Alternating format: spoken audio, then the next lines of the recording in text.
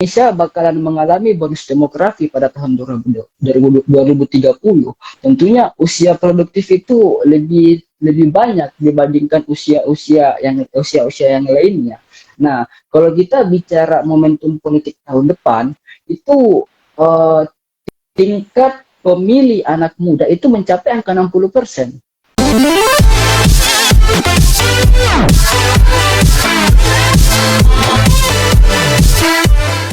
Halo, Assalamualaikum warahmatullahi wabarakatuh. Selamat malam.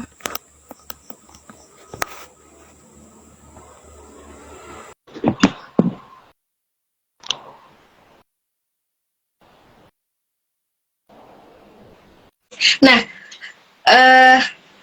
bagaimana sampai akhirnya kakak memilih terjun di dunia politik? Ini yang teman-teman sudah tunggu tadi. Iya, kalau mau tahu awal mulanya terjun di dunia politik itu bagaimana, Kak? Oke. Kalau bicara apa yang melatar belakangi saya untuk terjun di dunia politik, saya ingin tentunya ada penyebabnya sebelum itu, Kak.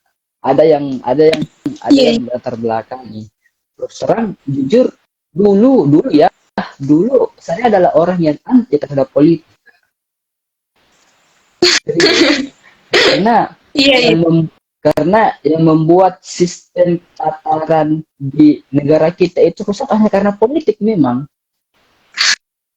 Nah, tapi saya punya pandangan seperti ini dengan pengalaman yang saya dapatkan ketika duduk atau masih jadi mahasiswa kemarin, itu yang saya jadikan acuan, itu yang saya jadikan pengalaman selama masih jadi mahasiswa. Ketika keluar, bagaimana kita harus mengimplementasikan semua itu ke masyarakat tentunya. Nah, makanya itu juga salah satu alasan. Nah, karena kalau bicara latar belakang keluarga yang terjun di dunia politik itu bahkan mungkin cuma 1 orang 2 orang, selebihnya hanyalah seorang pebisnis. Tetapi saya punya pemikiran seperti begini. Saya adalah orang di ruang itu yang harus memberikan arah yang baru, jalan yang baru. Makanya salah satu keputusan pribadi adalah untuk terjun di dunia politik. Karena kita melihat ya, Indonesia bakalan mengalami bonus demografi pada tahun 2030. Tentunya usia produktif itu lebih banyak dibandingkan usia-usia yang lainnya. Nah, kalau kita bicara momentum politik tahun depan, itu tingkat pemilih anak muda itu mencapai angka 60%. Ya kan, kita bisa bayangkan bagaimana di momentum pemilihan tahun depan, baik legislatif maupun eksekutif, itu tingkat pemilih itu 60% anak muda. Artinya begini, saya rasa di posisi yang sekarang itu anak muda punya kesempatan yang sama. Anak muda punya kesempatan yang sama untuk menjemput momentum tahun depan, untuk menjemput momentum demokrasi tahun depan. Nah, itu semua tergantung, kembali lagi yang saya bilang tadi dari awal, itu semua tergantung bagaimana kita untuk memilih dan membawa diri kita seperti apa, ya kan? Apakah kita masih ingin jadi penonton, atau kita ingin atau kita ingin menjadi pemeran juga. Nah, kalau saya tanya kepada diri saya, tentunya saya sudah cukup untuk menjadi seorang penonton. Saya punya tiket, saya punya niat, saya harus berperan juga. Karena kalau kita bicara by data yang saya bilang tadi, itu bonus demografi adalah hal yang kita harus, mau tidak mau, kita akan berada di wilayah itu nantinya, dan yang merasakan itu adalah kita semua, Kak. Itu karena kalau kita bicara masa depan bangsa kita ke depannya, itu semua tergantung bagaimana posisi anak muda saat ini. Kalau posisi anak muda saat ini masih ada di wilayah apatis, masih ada di wilayah pragmatis, saya rasa kita bisa mendapatkan sedikit gambaran bagaimana bonus demografi 2030, bahkan juga untuk menjemput Indonesia Emas 2040. 2045. Mungkin itu Kak, karena kalau salah satu juga yang menjadi alasan kenapa harus terjun di dunia politik dan juga memilih untuk berkontestasi, karena saya punya keresahan. Jujur, saya punya keresahan. Saya keresahan saya ketika saya masih jadi mahasiswa itu kita itu saya sangat merasakan kemarin bagaimana kita ingin mencoba membuat hal-hal yang baru ketika kita ingin mencoba membuat diri kita terikat terhadap instansi di atas ataupun para pemegang sistem di atas. Itu kan kita bisa rasakan sendiri bagaimana kita terhalangi, bagaimana kita dibatasi. Nah, itu yang saya jadikan keresahan, sehingga saya merasa saya harus membawa diri saya ke wilayah itu. Nah, dan saya rasa momentum 5 tahun sekali ini adalah momentum yang sangat, ya lumayan lama lah kita tunggunya, ya kan. Makanya saya bilang tadi itu untuk menjemput tahun depan, saya pikir semua harus terlibat. Itu semua tergantung apa ide dan gagasan yang bakalan ditawarkan kepada masyarakat. Karena yang harus kita ketahui, pola secara psikologi, pola permainan ketika kita masih jadi mahasiswa itu sangat-sangat berbeda ketika kita terjun langsung ke masyarakat atau yang biasa kita sebut dengan konstituen. Itu. Nah, saya pikir itulah juga yang menjadi challenge untuk saya, untuk bagaimana bisa membawa diri saya, untuk bagaimana bisa membawa semua itu karena itu, Kak. Mungkin itu.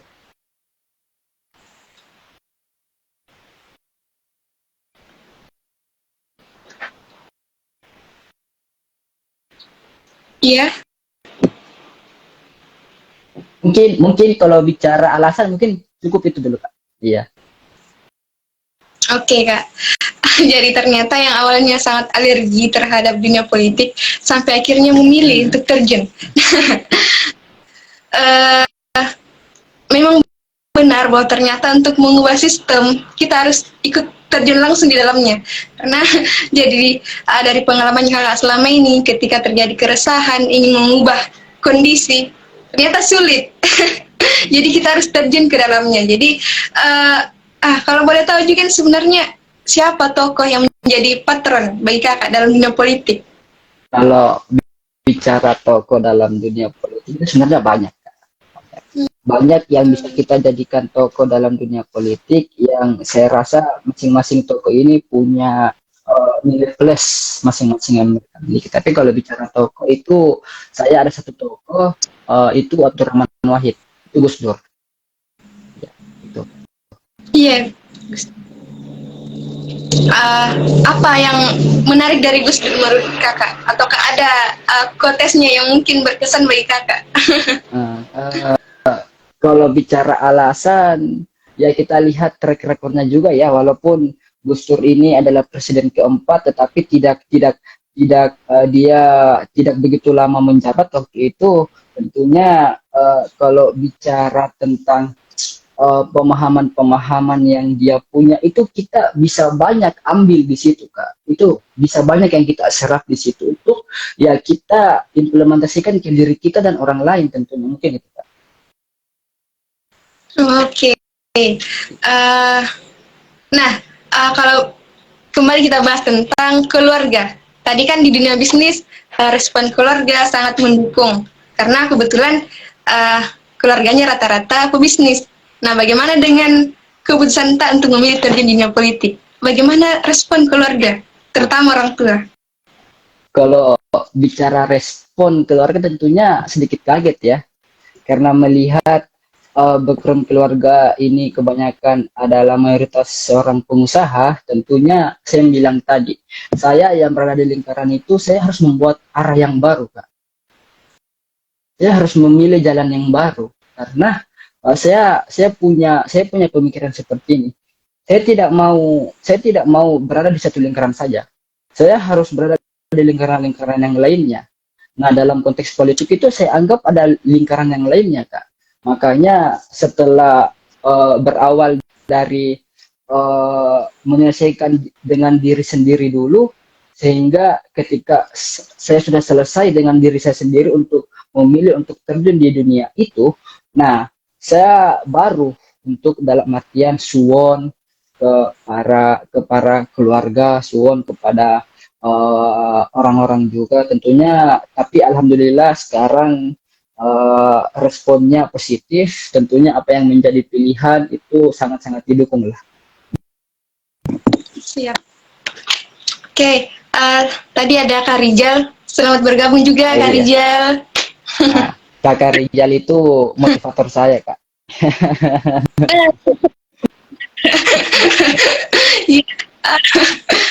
Mungkin bisa diceritakan tahu, Kak, apa yang menjadi motivator dari Kak Rijal ini bagi kita?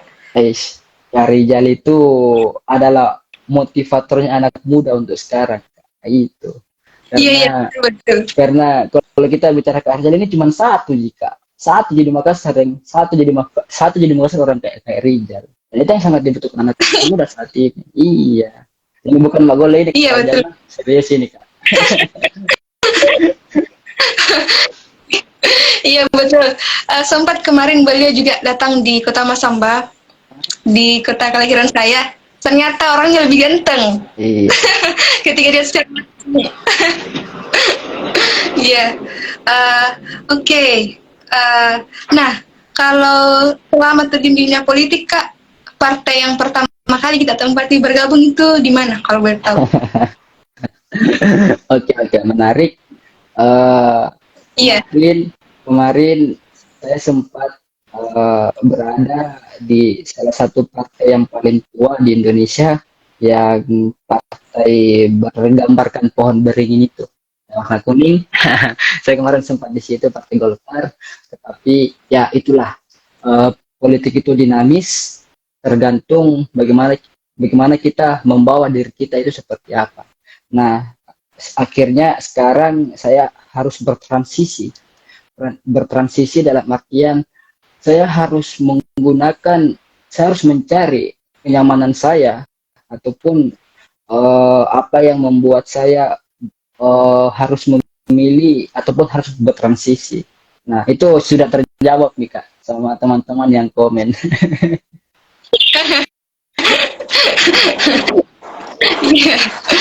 Oke, jadi ternyata dalam dunia politik juga kita harus mencari kenyamanan. Jadi gimana kita, maka disitulah kita akan berpijak. Oke. Nah, ternyata Kak Ansar juga ini terjun di dunia politik, ternyata sudah mencalonkan diri ya, sudah menjadi caleg anggota DPRD di Kabupaten Goa.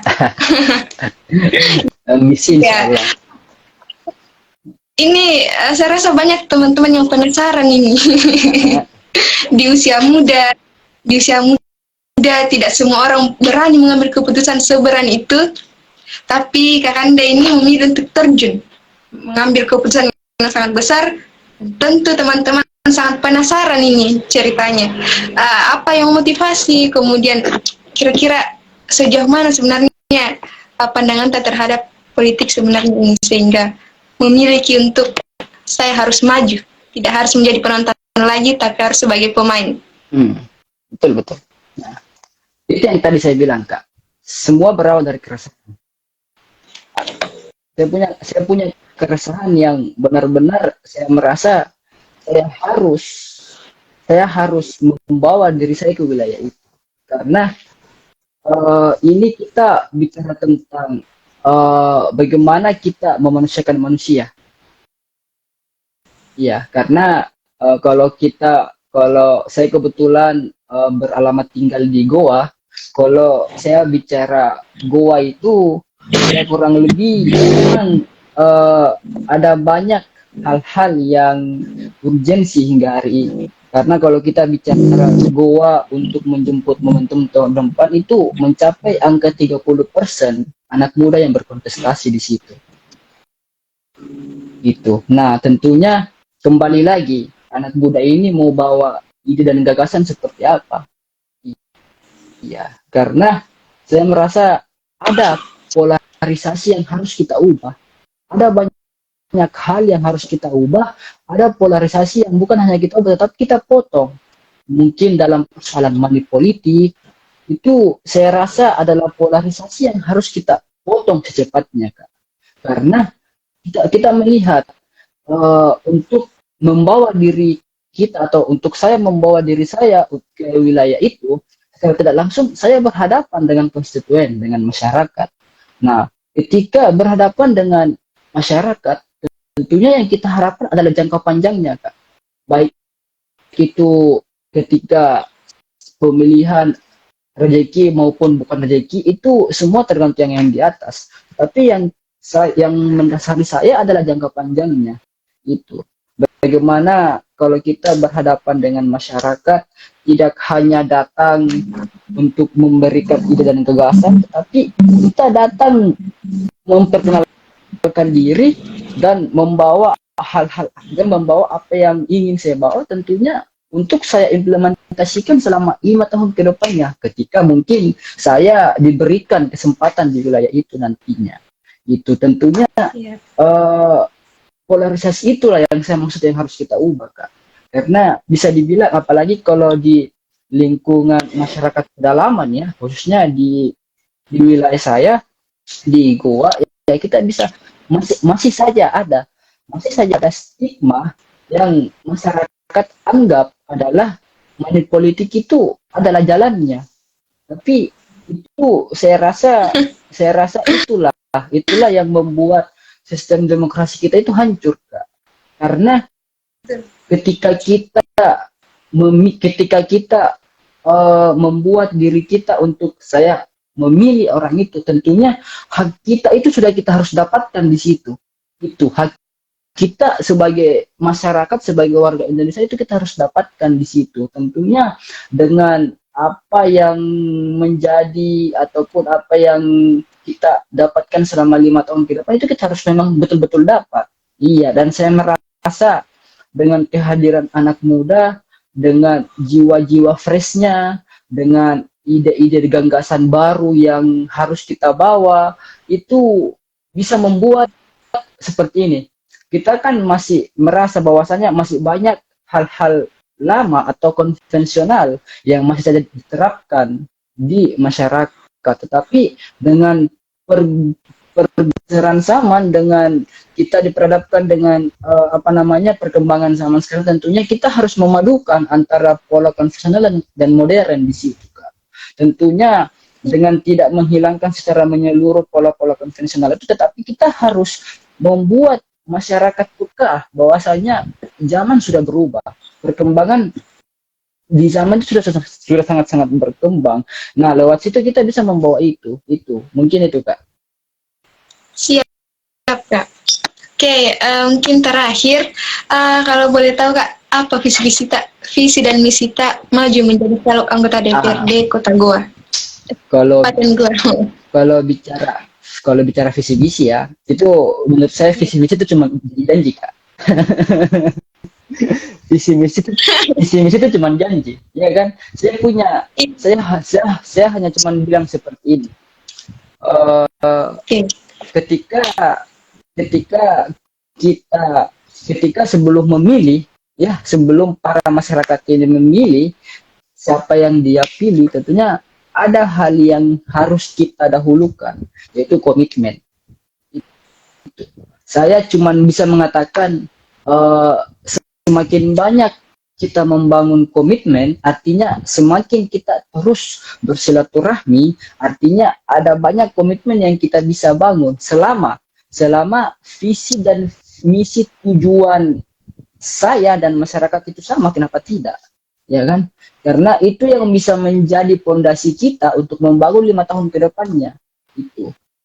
Nah, dan salah satunya juga ya tetap pasti untuk pemberdayaan anak muda tentunya. Karena masa depan negara kita itu ya ada di anak muda yang sekarang gitu. Artinya kita harus memperdayakan potensi-potensi anak muda yang dia miliki.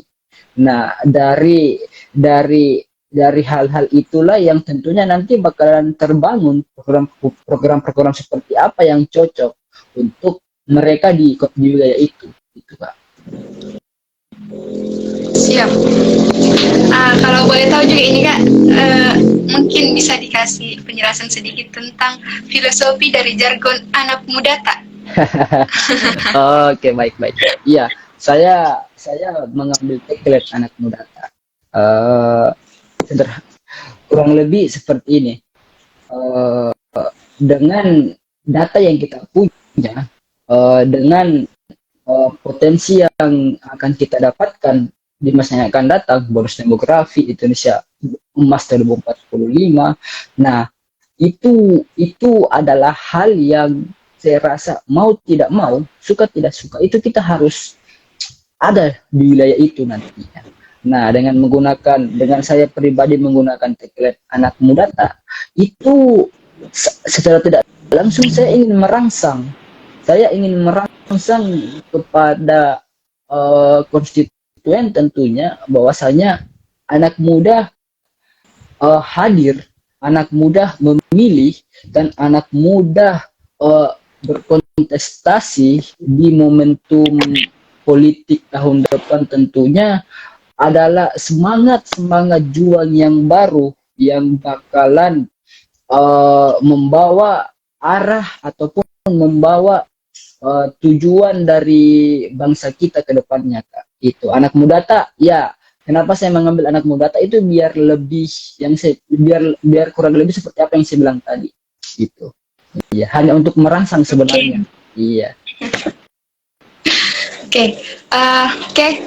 Terakhir, Kak, closing statement sekaligus pesan kepada generasi muda saat ini. Iya. Oke, baik. Sebelum kita mengakhiri, yang menjadi input dari saya adalah kita anak muda itu harus bisa menentukan pilihan seperti kita ingin membawa diri kita kemana dan kita ingin buat apa. Itu saja dulu.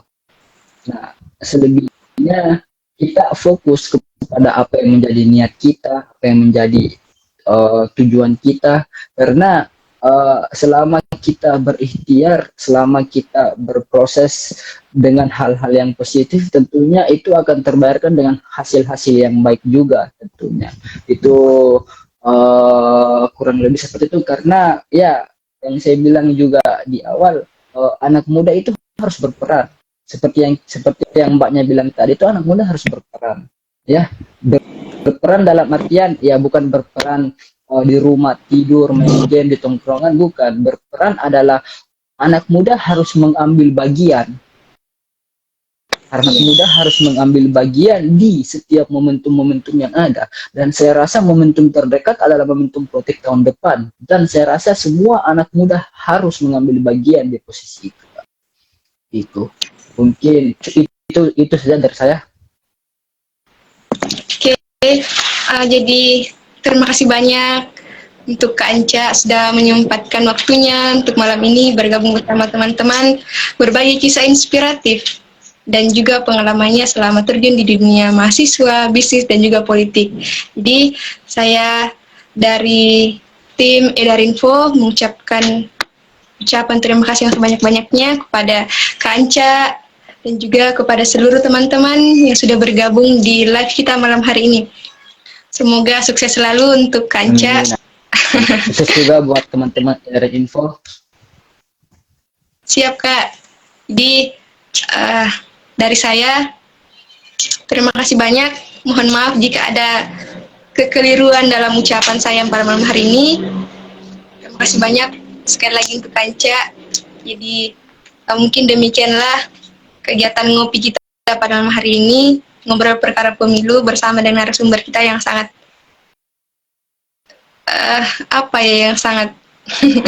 yang sangat cerdas dan juga sangat tampan pada malam hari ini.